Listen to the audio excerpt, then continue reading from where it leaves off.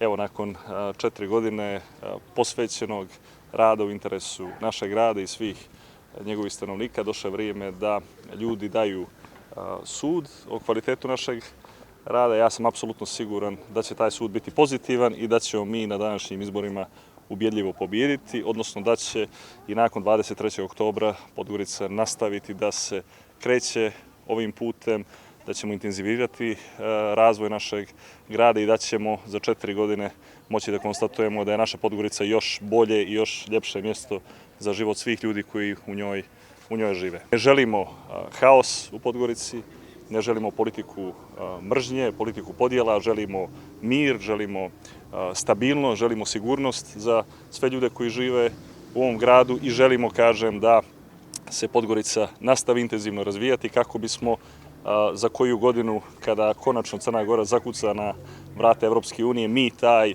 moment kao glavni grad dočekali spremni. Kako ja to govorim posljednjih dana, pobijedit ćemo danas kako niko u Podgorici ne bi izgubio. Zato i nakon današnjih izbora mi nastavljamo dalje svi za naš grad.